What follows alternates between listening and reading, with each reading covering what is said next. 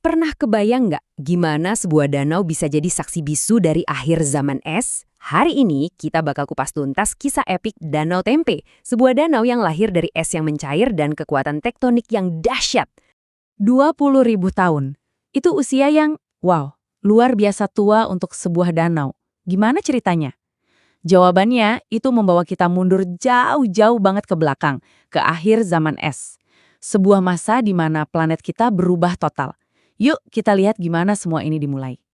Coba deh bayangin sebuah dunia yang sebagian besar tertutup es. Nah, saat suhu bumi mulai menghangat, es-es raksasa itu mulai mencair. Air dalam jumlah yang masif banget tumpah ruah.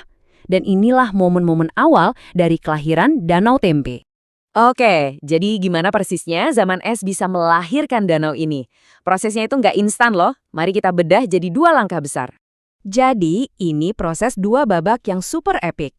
Babak pertama, puluhan ribu tahun lalu, es di kutub mencair, bikin permukaan laut naik drastis. Terus, ribuan tahun kemudian terjadi babak kedua. Lempeng-lempeng tektonik di bawah laut saling bertabrakan, mendorong dasar laut ke atas sampai jadi daratan. Gila kan? Sebuah danau yang lahir dari es dan tabrakan benua. Oke, dari skala global yang super besar tadi, sekarang kita coba zoom in. Fokus ke satu titik di peta, Sulawesi Selatan. Disinilah momen ajaib itu terjadi, saat Danau Tempe secara fisik terbentuk. Nah, coba lihat deh transformasinya. Dulu, di area itu ada semacam jalur laut raksasa yang nyambungin 3 perairan besar. Tapi setelah daratannya keangkat karena pergerakan tektonik, jalur itu jadi kayak terisolasi. Airnya kejebak dan boom, 3 danau purba pun lahir. Awalnya ada 3 danau bersaudari yang terbentuk, Danau Buaya, Danau Sidenring, dan Danau Tempe. Tapi seiring berjalannya waktu, cuma Danau Tempe yang bertahan dalam skala besar hingga hari ini. Dia jadi saksi bisu terakhir dari sejarah geologis yang luar biasa ini. Oke, cukup dengan masa lalunya yang epik. Sekarang kita lompat ribuan tahun ke masa kini. Gimana sih wujud Danau Tempe sekarang? Percaya deh, ini bukan cuma genangan air raksasa. Ini adalah jantung kehidupan, baik untuk alam maupun manusia. Danau ini gede banget, luasnya sekitar 350 km persegi. Biar kebayang, itu hampir setengah dari luasnya Jakarta loh. Nggak heran kalau ini jadi danau terbesar kedua di seluruh Pulau Sulawesi. Dan isinya, wah, ini kayak surga bawah air. Ada lebih dari 60 spesies ikan di sini. Salah satunya, yang paling spesial, ikan pelangi Sulawesi. Ikan ini endemik loh, artinya cuma ada di sini dan nggak ada di tempat lain di planet ini. Danau ini juga jadi tumpuan hidup bagi masyarakat di 3 kabupaten sekitarnya.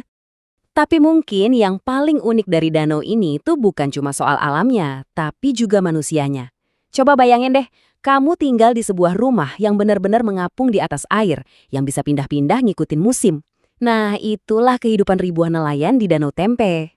Ini bukan cuma tempat mereka cari makan. Ini rumah mereka. Kalau kita ngomongin Danau Tempe, nggak lengkap kalau cuma bahas geologi dan ekologinya. Danau ini punya jiwa, punya cerita dan legenda yang hidup di tengah masyarakatnya. Salah satu yang paling penting adalah Macera Tapareng. Ini bukan sekedar festival atau pesta rakyat biasa ya. Ini adalah sebuah ritual sakral untuk menyucikan danau. Buat masyarakat di sana, danau ini bukan cuma sumber daya, tapi entitas yang hidup yang harus dihormati dan dijaga kesuciannya. Nah, ini menarik banget. Kalau sains menjelaskan bagaimana danau ini terbentuk, legenda suku Bugis punya jawaban untuk mengapa danau ini ada. Mereka percaya danau ini lahir dari pertarungan 2 sosok sakti yang saking dahsyatnya sampai bisa mengukir daratan dan mengisinya dengan air. Kisah ini ngasih makna budaya yang dalam banget buat danau ini. Oke, kita udah bahas sejarahnya yang keren, kehidupannya yang unik, legendanya yang kaya. Tapi sayangnya ada sisi gelap dari cerita ini. Sekarang masa depan Danau Tempe sedang dipertaruhkan. 30 cm. Itulah kedalaman danau yang hilang setiap tahunnya karena penumpukan sedimen atau pendangkalan. Setiap tahun. Bayangkan, danau yang butuh puluhan ribu tahun untuk terbentuk, dengan kecepatan ini bisa lenyap hanya dalam beberapa dekade ke depan. Pendangkalan ini menciptakan efek domino yang mengerikan. Luas danau terus menyusut, ekosistemnya terancam, dan puncaknya, Ada resiko nyata kalau danau ini bisa benar-benar kering dan hilang saat musim kemarau ekstrim. Warisan zaman es yang luar biasa ini bisa lenyap begitu saja di depan mata kita. Danau Tempe ini adalah kisah tentang daya tahan. Dia sudah melewati zaman es, selamat dari tabrakan lempeng benua. Gila kan? Kuat banget. Tapi pertanyaan terbesarnya sekarang adalah, bisakah ia bertahan dari kita? Masa depannya benar-benar ada di tangan kita sekarang. Jadi, gimana bab selanjutnya dari kisah ini? Akankah kita yang menulis kelanjutannya, atau kita yang akan menulis halaman terakhirnya?